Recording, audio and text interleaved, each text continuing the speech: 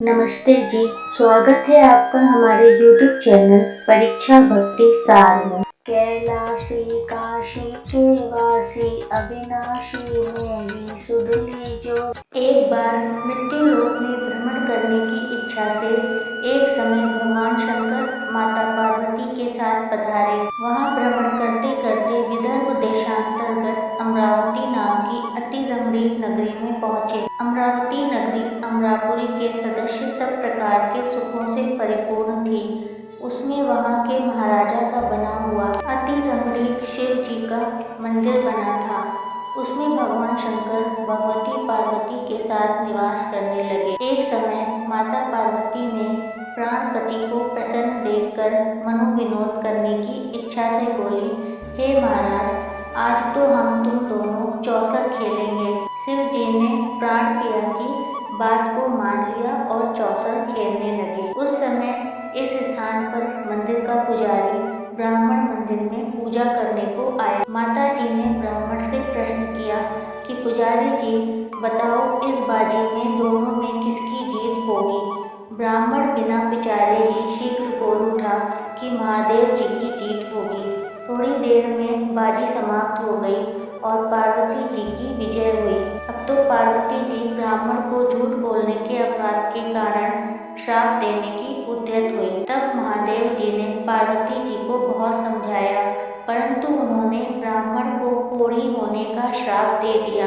कुछ समय बाद पार्वती जी के श्रापवश पुजारी के शरीर में कोढ़ पैदा हो गया। इस कारण पुजारी अनेक प्रकार से दुखी रहने लगा। इस तरह के कष्ट भोगते हुए जब बहुत दिन हो गए तो देवलोक की अप्सराएं शिव जी की पूजा करने उसी मंदिर में पधारी और पुजारी रूपी कोढ़ के कष्ट को देख बड़े दया भाव से उससे रोगी होने का कारण पूछने लगे। पुजारी ने निसंकोच सारी बातें उनसे कह दी।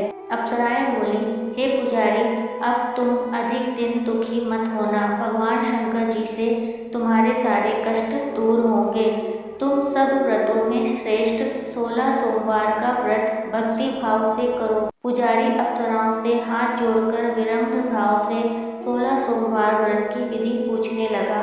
अप्सराएं बोली, जिस दिन सोमवार हो उस दिन घी गुड़ मिलाकर रोट बनाओ। घी गुड़ दीप नैवेद्य, पूंगी फल, बेलपत्र, जनेऊ, जोड़ा, चंदन, अक्षत, पुष्पादि के द्वारा प्रदोष काल में भगवान शंकर का विधि पूर्वक पूजन करें। तत्पश्चात उस घी गुड़ मिले अंगों में से एक शिव जी को अर्पण करें। बाकी 2 शिव जी का प्रसाद समझकर उपस्थित जनों में बांट दें और आप भी प्रसाद खाएं। इस विधि से 16 सोमवार व्रत करें। उसके बाद 17वें सोमवार के दिन 5 सेर पवित्र गेहूं के आटे की रोटी बनाएं और घी गुड़ मिलाकर चूरमा बनाएं और शिव जी को भोग लगाकर उपस्थित भक्तों में बांटें। उसके बाद पूरे परिवार के साथ प्रसाद लें तो भगवान शिव शंकर जी की कृपा से उसके मनोरथ पूर्ण हो जाते हैं।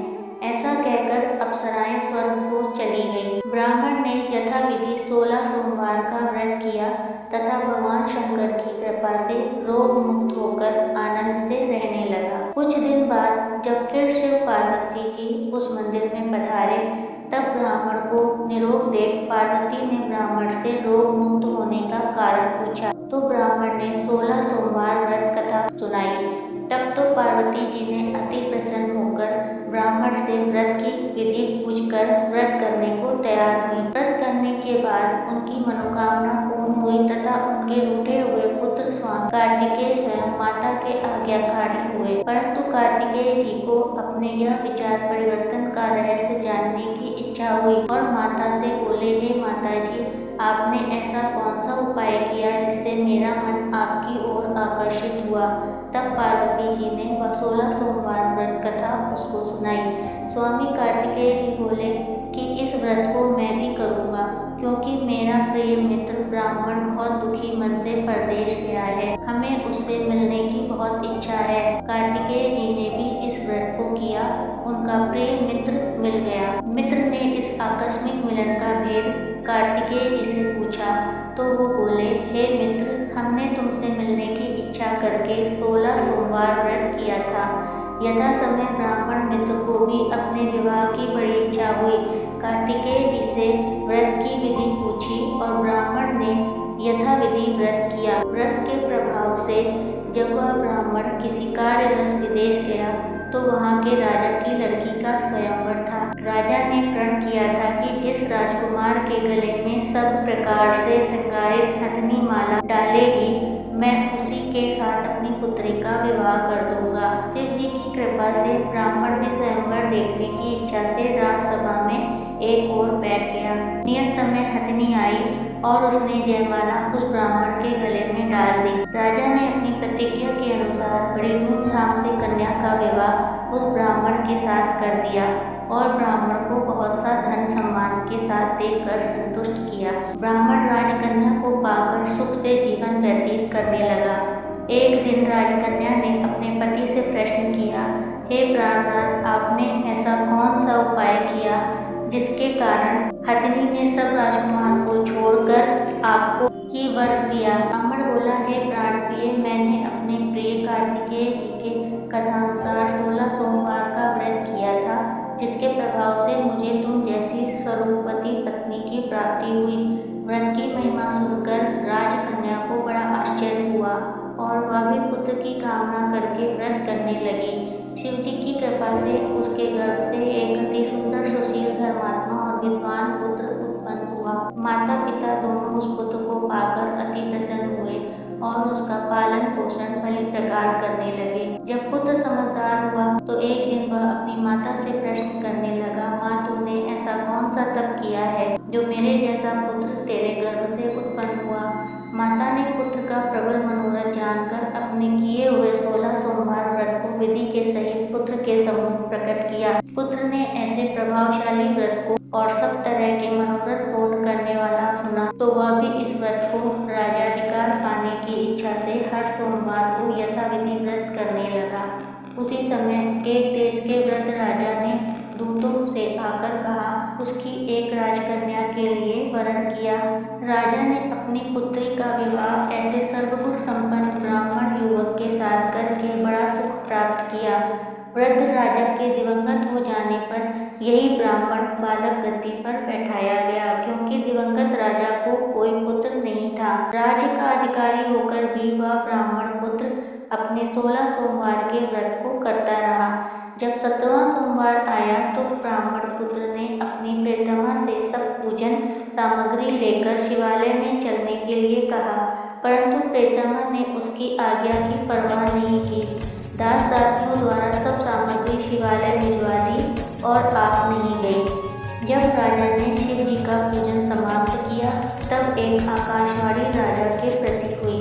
राजा ने सुना कि हे राजन, अपनी इस रानी को राजमहल से निकाल दो, नहीं तो तेरा सर्वनाश कर देगी। आकाशवाणी को सुनकर राजा के आश्चर्य का ठिकाना नहीं रहा और तत्काल ही मंत्र गृह में जाकर उसने सभासदों को बुलाकर पूछा कि हे मंत्रियों, मुझे आज शिव जी की आकाशवाणी हुई है कि हे राजा, तू अपनी इस रानी को अपने महल से निकाल दे, नहीं तो तेरा सर्वनाश कर देगी। मंत्री आदि सब बड़े विस्मय हुए और दुख में डूब गए, क्योंकि जिस राजा की कन्या का कारण मिली थी उस ब्राह्मण पुत्र को उसी कन्या के कारण राज मिला था।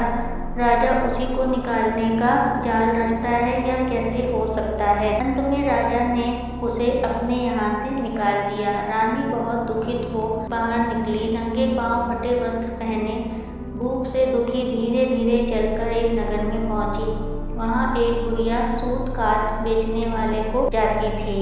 रानी की करुण दशा देख बोली, चल तू मेरा सूत बिकवा दे, मैं वृद्ध हूँ, भाव नहीं जानती हूँ।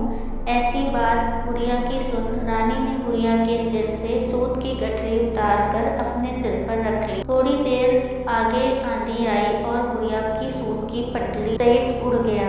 बेचारी बुढ़िया पछताती रह गई। रानी को अपने हाथ से अलग कर दिया। अब रानी एक तेली के घर गई। उसके जाते ही तेली के सब मटके शिव जी के प्रकोप के कारण उसी समय चटक गए। ऐसी दशा देख तेली ने रानी को अपने घर से निकाल दिया। इस प्रकार रानी अत्यंत दुखी हुई एक नदी के तट पर पहुंच गई। वहां नदी का समस्त जल सूख गया। रानी एक वन में गई। वहां जाकर सरोवर में सीढ़ी उतर पानी पीने को गई। उसके हाथ से जल स्पर्श होते ही सरोवर का नीलकमल के सदृश जल असंख्य कीड़ा में गंदा हो गया। रानी ने भाग्य पर दोषारोपण करते हुए उस जल को पान करके एक पेड़ की शीतल छाया में विश्राम करना चाहा। वह रानी जिस पेड़ के नीचे जाती उस पेड़ के पत्ते तत्काल ही गिरते गए। वन तालाब के जल की ऐसी दशा देखकर गौ चराने वाले ग्वालों ने अपनी गुसाई जी से, जो उस जंगल में स्थित मंदिर में पुजारी थे, कही। गुसाई जी के आदेशानुसार ग्वाले रानी को पकड़कर गुसाई के पास ले गए। रानी की मुख कांति और शरीर शोभा देखकर गुसाई जान गए यह अवश्य ही कोई विधि गति की मारी कुलीन अबला है। तो पुजारी ने रानी से कहा कि पुत्री, मैं तुमको पुत्री के समान रखूंगा। तुम मेरे आश्रम में ही रहो। मैं तुमको किसी प्रकार का कष्ट नहीं दूंगा। गुसाई के ऐसे वचन सुन रानी को धीरज हुआ और रानी आश्रम में रहने लगी। परंतु आश्रम में रानी को भोजन बनाने में कीड़े पड़ जाते थे। जल भर के लाती थी, उसमें कीड़े पड़ जाते थे। अब तो गुसाई जी भी दुखी हो गए और रानी से बोले कि हे बेटी, तेरे पर कौन से देवता का कोप है जिससे तेरी ऐसी दशा हुई। पुजारी की बात सुन रानी ने शिव जी की पूजा करने ना जाने की कथा सुनाई। तो पुजारी शिव जी महाराज की अनेक प्रकार से स्तुति करते हुए रानी से बोले, देवी, तुम सब मनोरथों के पूर्ण करने वाले 16 सोमवार व्रत को करो। उसके प्रभाव से अपने कष्ट से मुक्त हो जाओगी। गुसाई की बात सुनकर रानी ने 16 सोमवार व्रत को विधिवत संपन्न किया और 17वें सोमवार को पूजन के प्रभाव से राजा के हृदय में विचार उत्पन्न हुआ कि रानी को गए बहुत समय व्यतीत हो गया है, ना जाने कहाँ कहाँ भटकती होगी, ढूंढना चाहिए। यह सोच रानी को तलाश करने चारों दिशाओं में दूत भेजे। वे तलाश करते हुए पुजारी के आश्रम में रानी को पाकर पुजारी से रानी को मांगने लगे, परंतु पुजारी ने उनसे मना कर दिया। दूत चुपचाप लौट आए और महाराज के सम्मुख रानी का पता बता दिया। रानी का पता पाकर राजा स्वयं पुजारी के आश्रम में गए और पुजारी से प्रार्थना करने लगे, महाराज, जो देवी जी आपके आश्रम में रहती हैं वह मेरी पत्नी है। शिव जी के प्रकोप से मैंने इसको त्याग दिया था। अब इस पर से शिव जी का प्रकोप शांत हो गया है, इसलिए मैं इसे दिवाने आया हूँ।